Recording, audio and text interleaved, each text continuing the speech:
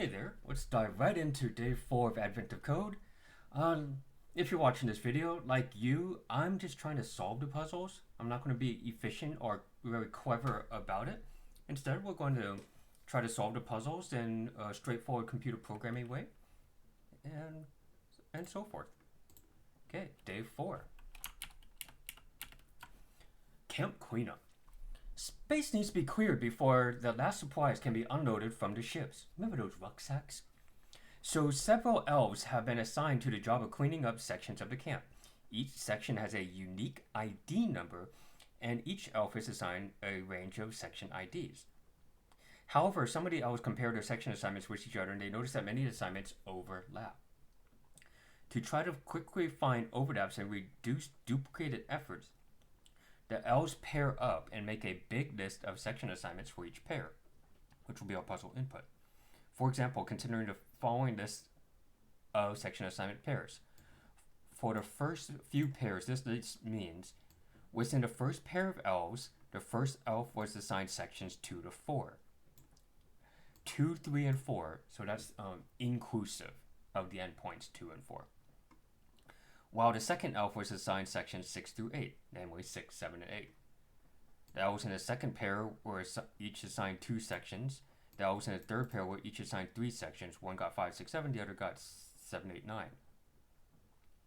9. Just so that we don't get too far ahead of ourselves, this example list uses single-digit IDs to make it easier to draw. Your actual list might contain larger numbers. Visually, these pairs of section assignments look like this. So, for example, here, the elf that gets assigned sections 2 to 8 have this. The elf that got assigned sections 3 to 7 got this. And these two elves are paired together.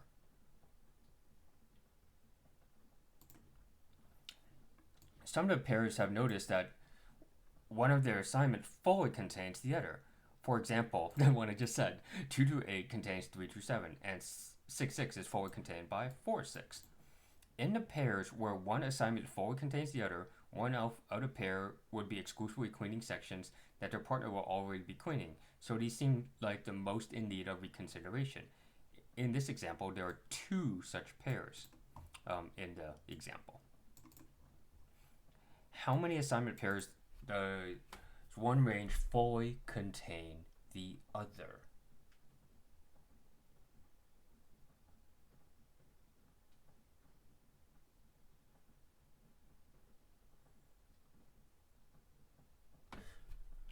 Okay.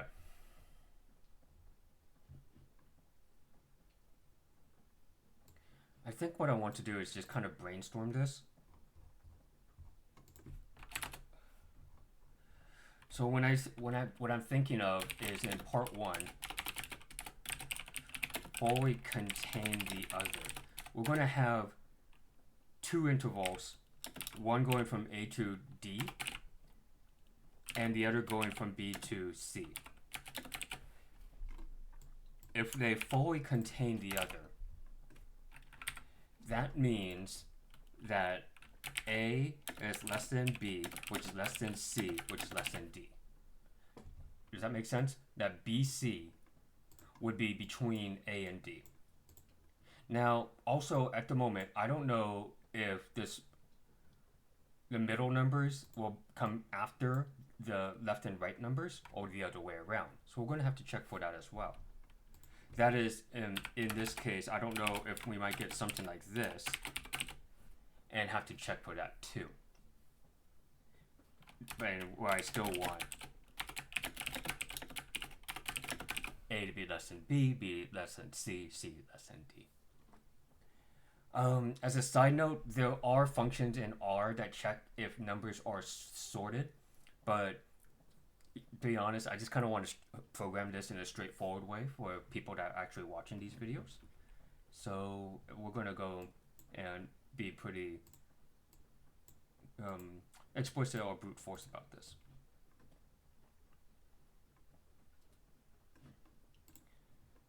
So let me go ahead and load in my data. Whoops. I did this yesterday too.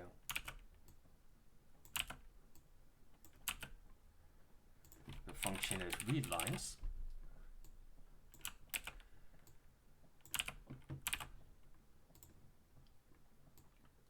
And in the lower left-hand corner,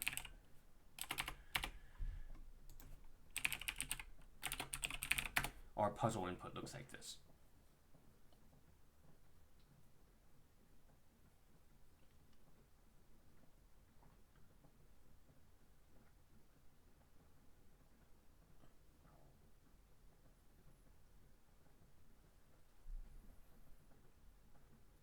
So what I want to do, in my opinion, again, not going for efficiency, in my opinion, I want to arrange everything into a data frame. I love data frames.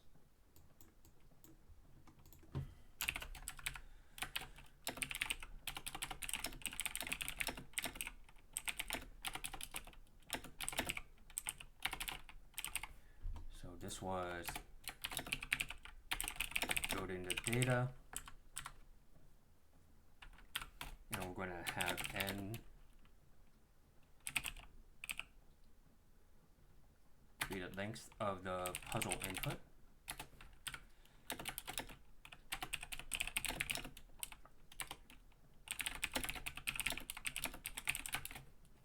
In context of the data frame, that's going to be the number of rows. That is, in the example, we have 6 rows. And in context of the story, that's those sort of elves that have been paired together. Okay.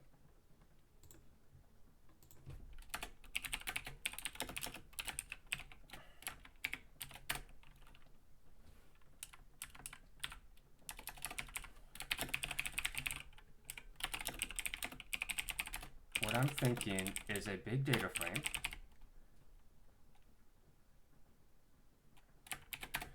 where well, first of all, this pair of elves will be, no wait, sorry.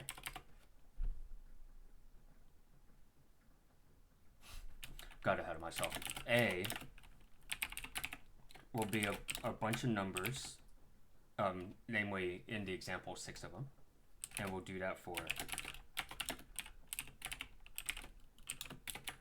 all of them.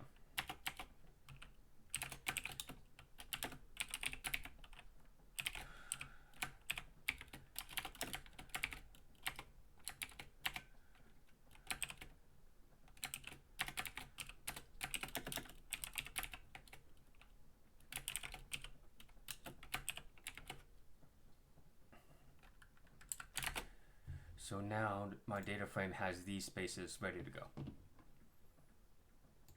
I'm going to make a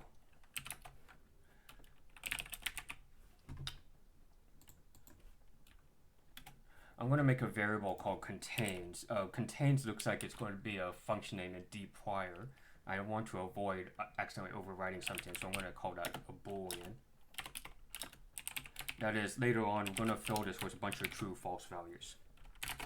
So now there's a column for true, false values of whether or not one elf's assignment contains the other elf's assignment. So now, in every row of data, this pair of elves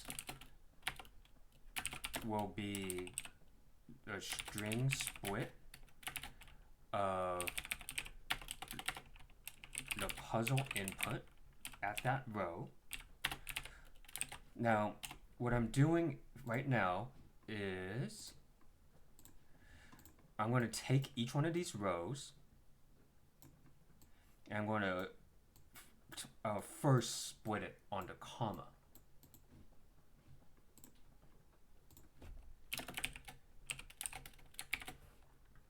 So when I run that, at least right now, this pair of elves has separated the 2, 6 and the 4, 8 from the end of the example. long story short, this is a nested list, so in R we need to extract just the very first thing, and don't have to worry about much more than that at the moment.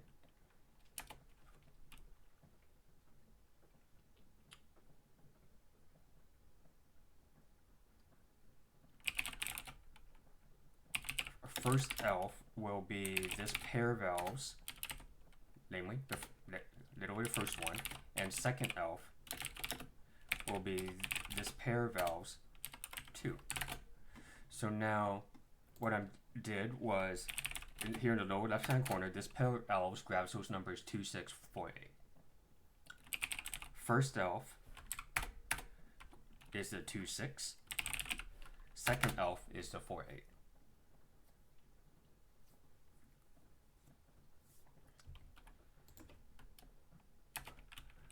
The first elf task, I'm going to once again split these up, but this time I'm splitting up the numbers by the dash.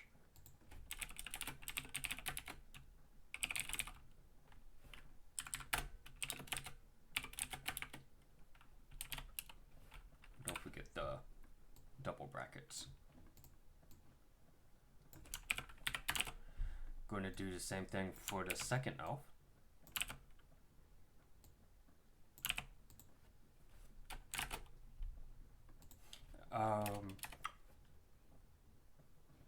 So at the moment, first elf task grabs the numbers 2, 6. Second elf task grabs the numbers 4, 8. I think I'll put task to be a little more grammatically correct. And then I'm going to be slightly sloppy here, but I'll show you what I'm thinking of the fix as well. A is going to be first elf task 1. D is going to be first elf task 2. B is going to be first elf task, second elf task 1. And C is going to be second elf task 2. And this is going to go into my data frame.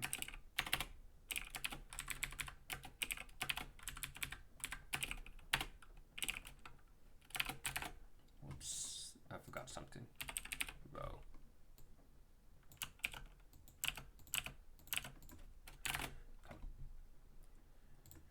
So now, if you look at the upper left-hand corner, you see what I did was I took the numbers from the example and parsed them out in the data frame somehow. They might be a little shuffled at the moment. That's okay. What we're trying to do is show that this pair of elves is redundant. That one elf is doing the job completely of the other elf. And same thing with this elf here.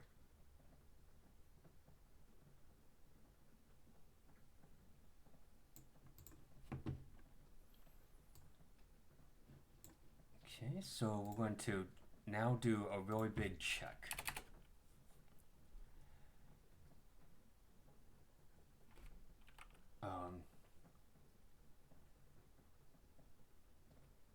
So redundancy check. Redundancy check. I'm going to initialize that as false.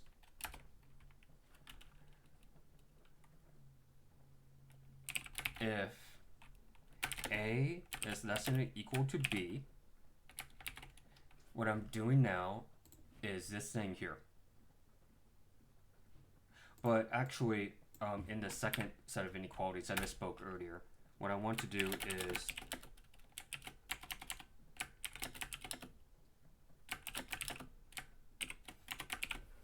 that I should also note what I'm going for inclusive inequalities. Namely, less than or equal to. It's just that here in this quick Microsoft document, I just don't feel like typing out the equations.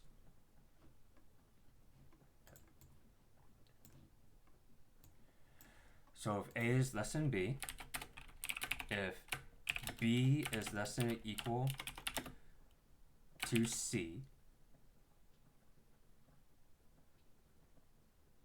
which it should be.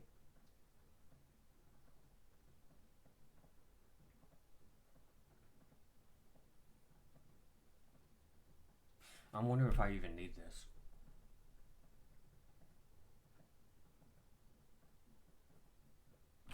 Maybe we don't. If C is less than or equal to D, then the redundancy check is true. So that, I think, takes care of this. I'm going to do that one more time with this set here. If B is less than A and D is less than C, make that true. And then finally, df contained bool will be the result of that redundancy check.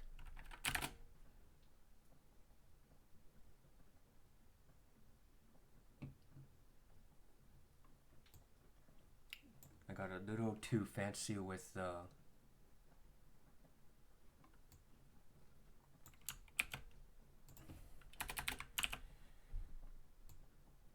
naming here.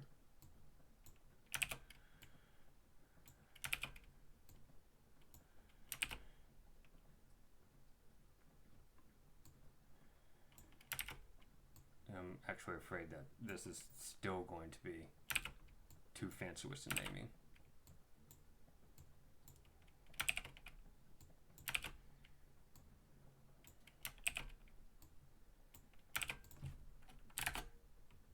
Okay. So at least I got the numbers filled in, and at the moment my contained boolean is supposed to be a bunch of true falses. According to the example, I'm supposed to see the word true twice, but I don't have that yet, so I really should double check this here. In the second group, I should have A is less than B,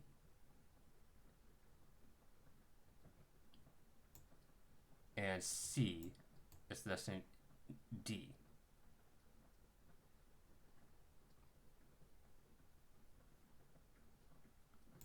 Wait, let me read. Sorry, give me a second. A is less than B, which is 3. C, which is 7, is less than equal to 8. Yeah. Why didn't my code go through? Because I forgot to put row here, didn't I? So now I corrected my code. I got the word true to appear twice. If you're following along, I forgot that I only wanted to put the word true in one location, not the entire column. So I had to put this here. And then finally, let's see what the description is.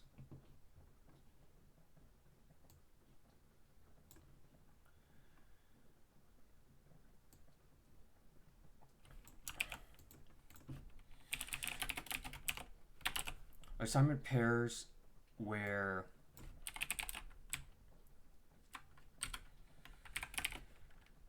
one range forward contains the other. What we're going to do is in R, what I'm going to do is, or in many programming languages for that matter, is literally go down this last row.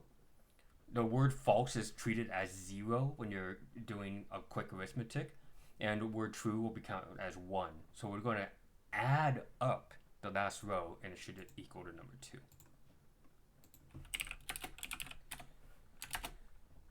So we got the 2, which is what the example wanted. Now I'm going to switch this over to my puzzle input. Load everything in again. Run my code. out of, I'm just curious, out of 1,000 pairs of elves, 630 contain a redundancy. In my example, your example might be different. And but first of all, I don't have the right answer.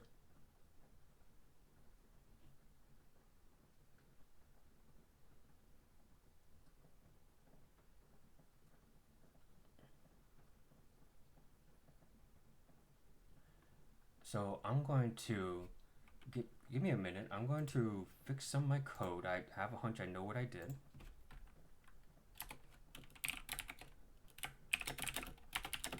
I skipped this part here.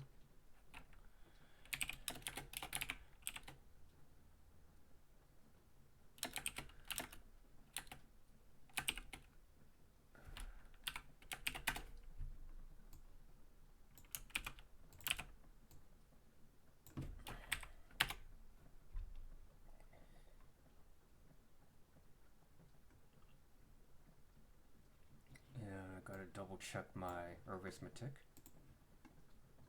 So if A is less than or equal to B, B is less than or equal to C, C is less than or equal to D. And then down here,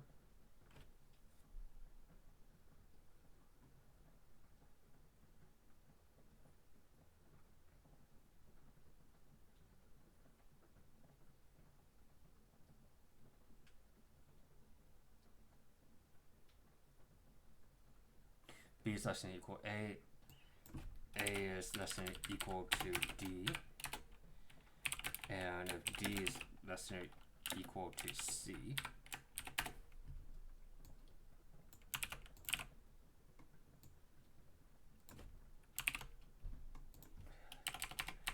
let me double check to see if my code still works on the example. On the example, it still says 2. That's what I wanted. And then for the real input over 1,000 elf pairs, I'm going to get a slightly different number than my previous attempt. See? If you were really paying close attention, you saw that I tried to take a shortcut, and it didn't work. Uh-oh. Still did not get it. Okay. I should probably put something in the video so I know to come back to this.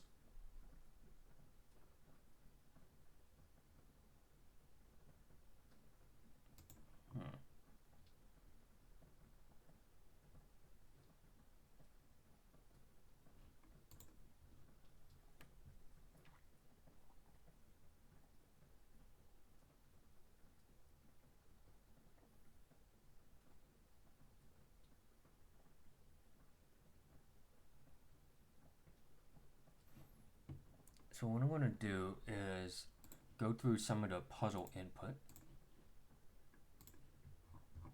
my puzzle input, and see what we got here. So the first one, this elf going from 21 to 82 completely contains 22 to 81. That's why the first one's true. 46 to 47 is completely contained within 21 to 47. That's why it's true. I'm going to go down here to this one. 58 to 83 is not contained within this, so that's why that's false.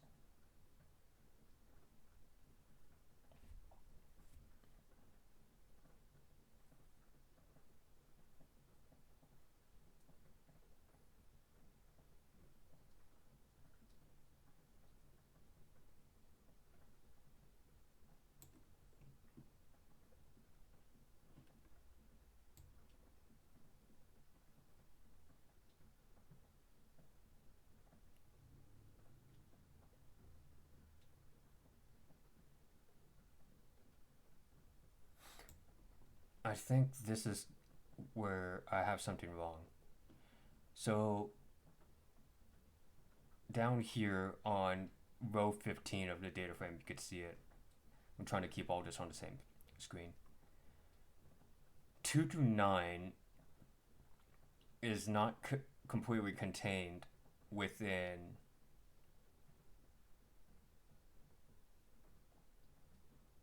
12 to 96.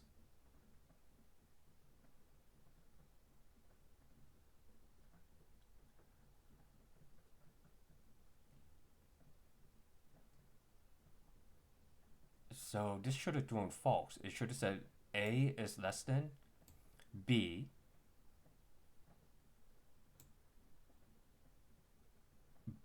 B is less than C, C is less than D. That would have been false. But maybe what happened was the other side of my code, this one here, somehow reported true. B is less than A, though, is already false.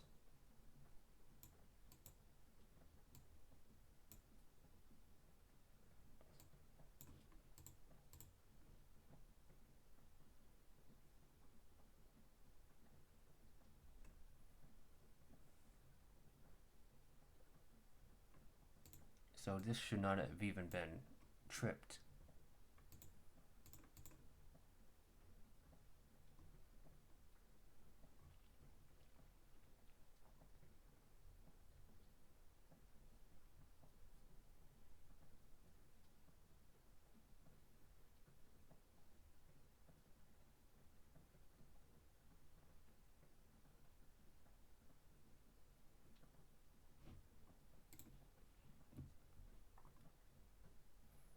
A is less than B, B is less than C, C is less than D.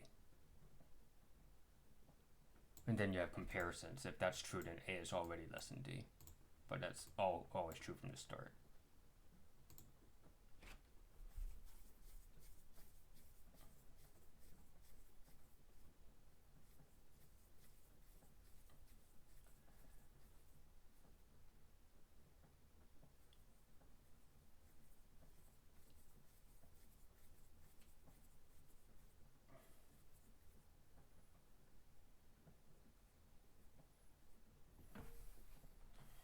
So again, the issue is that on that row where we have A is 2, B is 12, C is 96, D is 9. Making sure I even got that correctly here, 2, 9, 12, 96.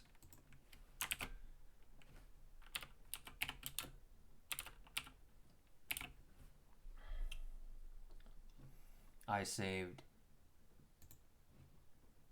A as 2,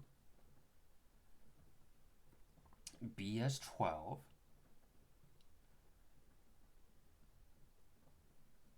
C as 96, and D as 9. So again, A is less than B. I'm reading through this. A is less than B, B is less than C, but C is not less than D. So that should have been false. It's reporting true over here. B is not less than A, so that should have been false. That's not equal to.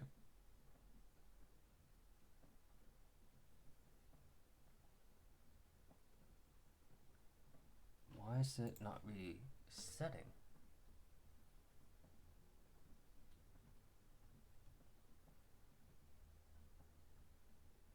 Because this line is supposed to be leave the redundancy check as false in general, as default.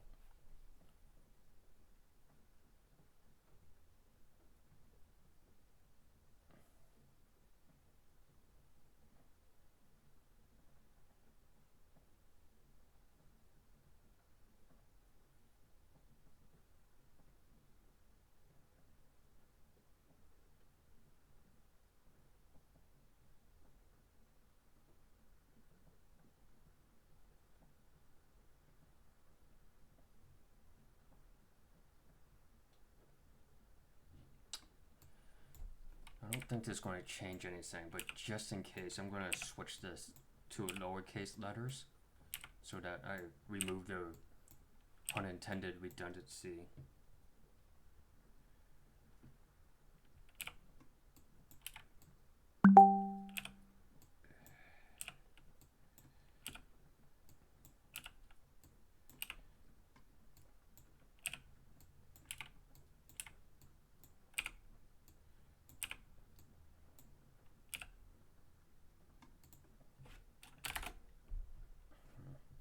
That did not change anything.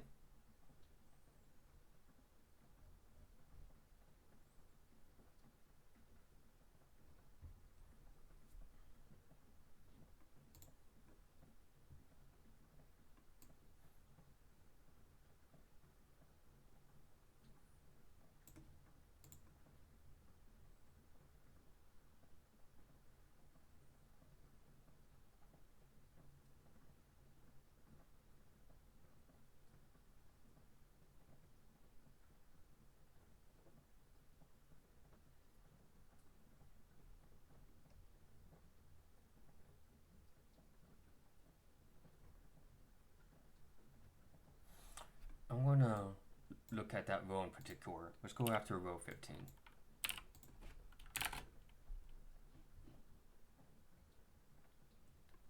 For some reason, the numbers are not lining up. I'm getting a 2 for lowercase a and an 8 for capital A. That's not good.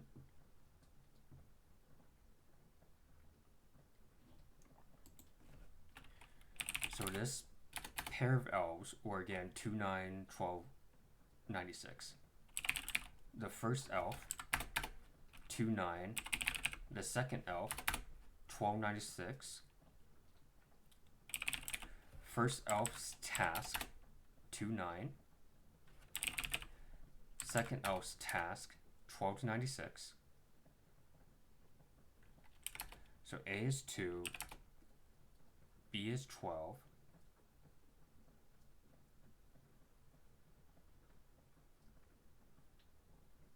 Oh, C is 96, D is 9. What I'm looking for now is the DF on the 15th row. Contains the correct numbers.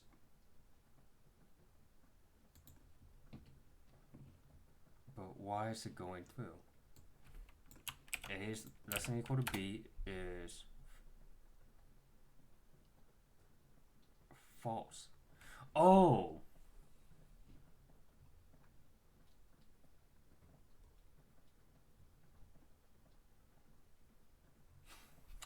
These are all strings.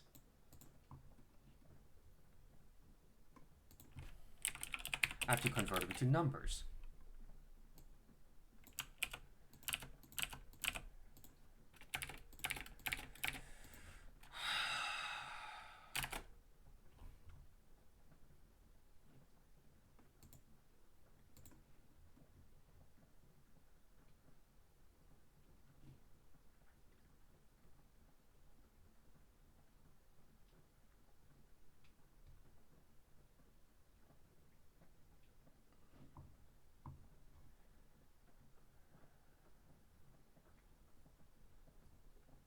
For some reason, that wiped. No, whoops, sorry. Forgot to switch this back to 1 through N. Okay, now looking at that row, I'm getting the false like intended. I forgot that I take in data as strings. I need to convert those to numbers. Egg on my face, you know?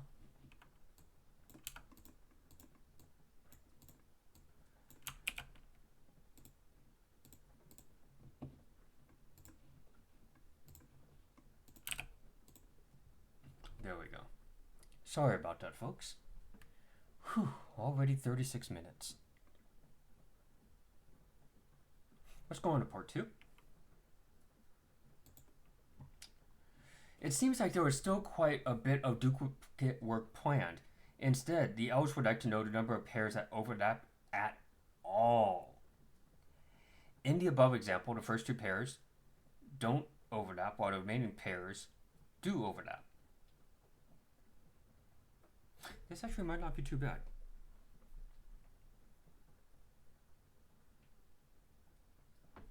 So once we go through that, in the example, the number of overlapping pairs should be 4.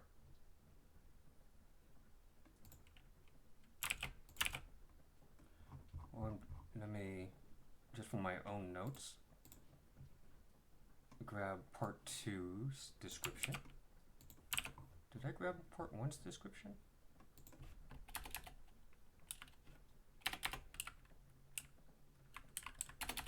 No, I did not.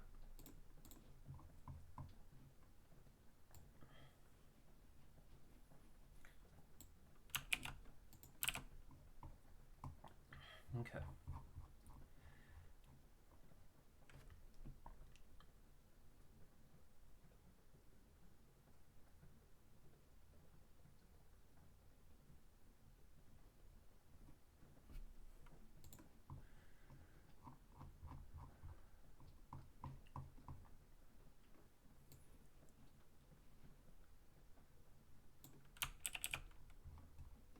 So what I'm going to do, I'm going to copy and paste most of my code from the beginning. I don't need to load the tidyverse again though.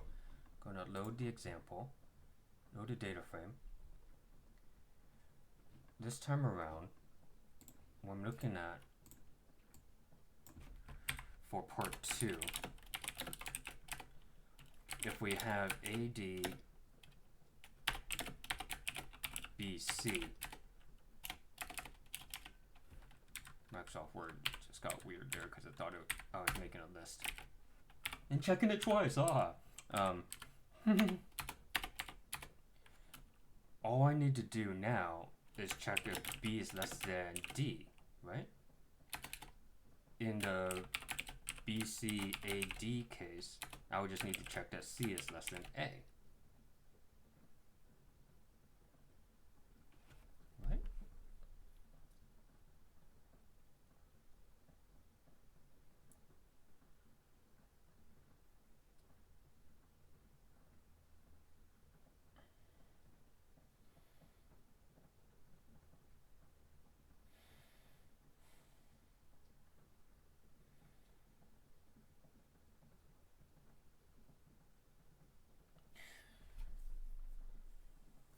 Actually, I think what I have to do is this, and A is less than C, and B is less than D.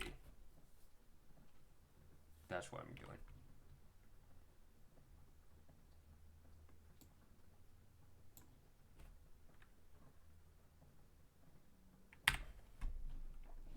Let me see if I get down the same page here, same screen. So if B is less than D and A is less than or equal to C, then the redundancy check is true. Similarly, in the second set down here, if C is less than or equal to A and B is less than or equal to D, redundancy check is true. And in the example, there were 4 such overlapping pairs. Running this through the puzzle input,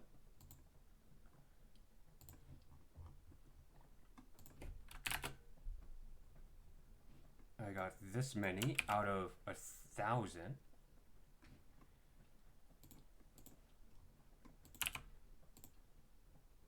Not quite the right answer. Okay. Well, let's go hunting, folks.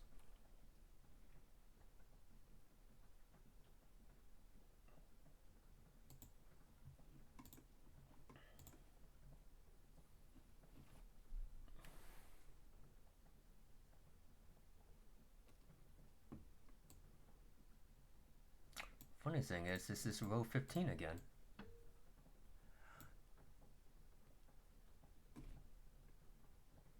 Let's find that.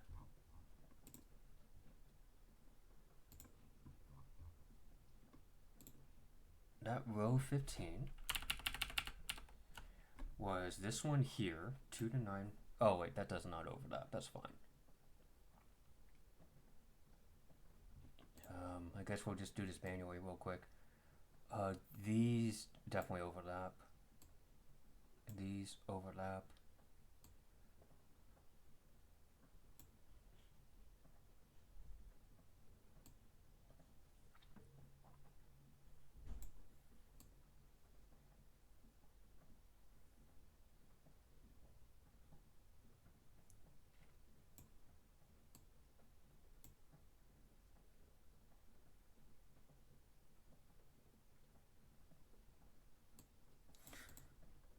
I'm gonna take a minute and actually reread the prompt. Maybe I misunderstood it.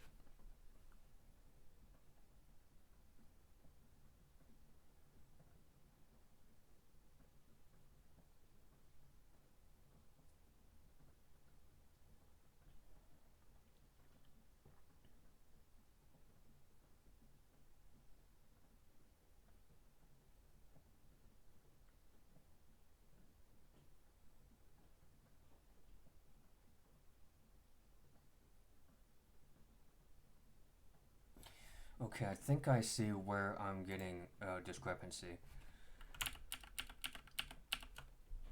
Here in row 17, see if I can highlight it and then bring this back up.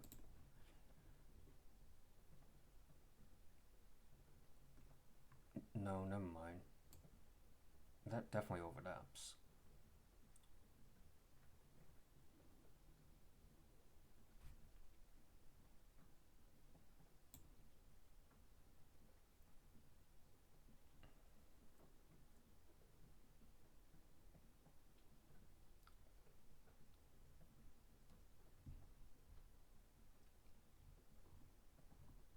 Making sure they didn't throw in something like a negative number.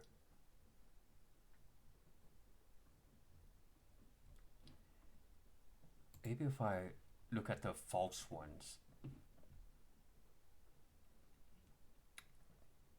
So this one from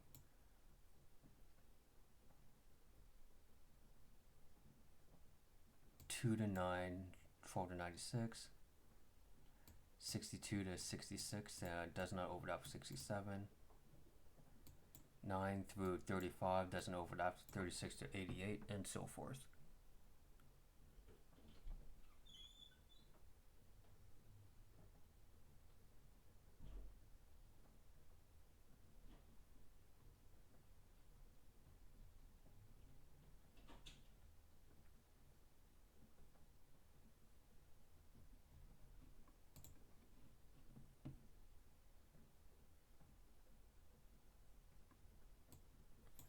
Should say overlap on here. That doesn't change my answer.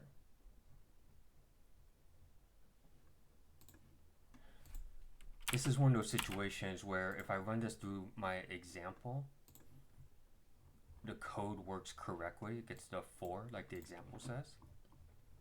But if I run it through the puzzle input, I'm actually getting the wrong answer.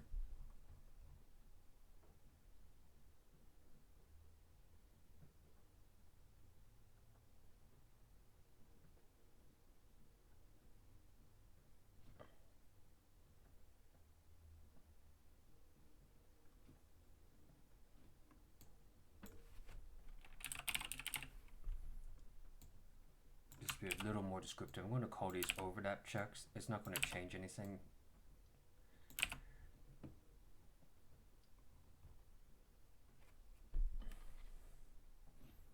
Double check the arithmetic. In part 2, I wanted B is less than D, and A is less than or equal to C.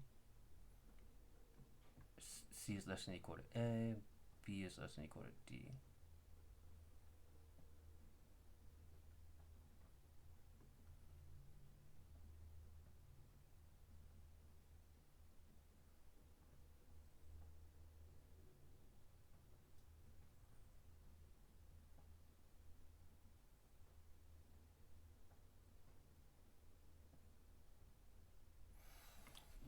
Maybe I don't even need that much. but like something tells me I don't have it quite right. Let me reduce the stringent nature of this all. See if this still works on the example. The example still says 4. And on the example,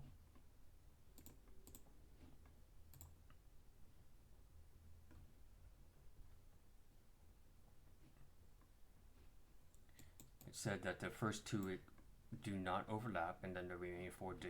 So my code seems to work. And then on the puzzle input,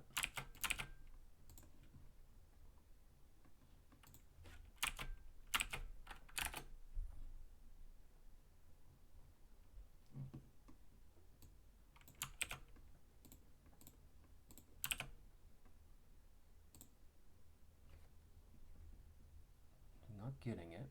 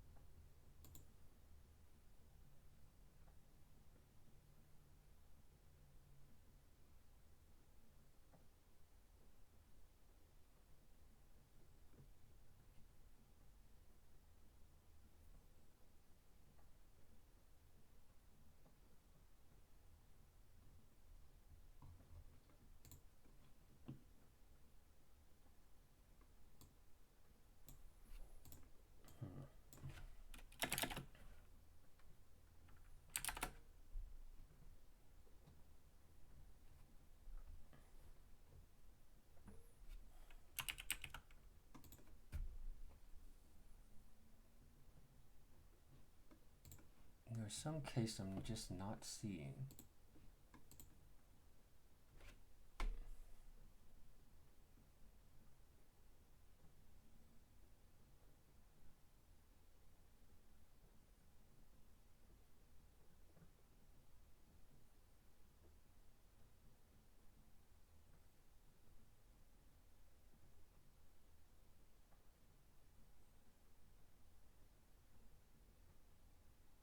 What I'm thinking is that part 2 is actually less restrictive than part 1.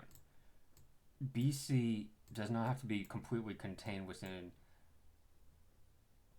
AD. But the way the numbers go, you still need B to be less than or equal to D.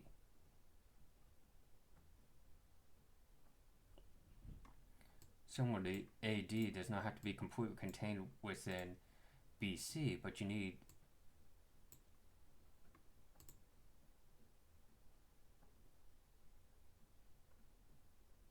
did I just switch these?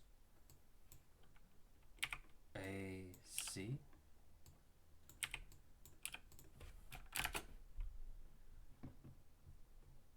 Well, that's going to get all 1,000. I doubt that's the answer.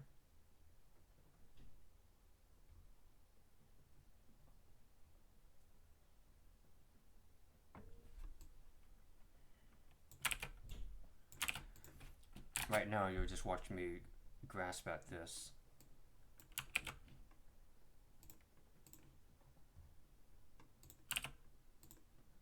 And got it. I literally had the letters A and C switched. I literally had these 2 letters, A and C, switched. Cannot believe it.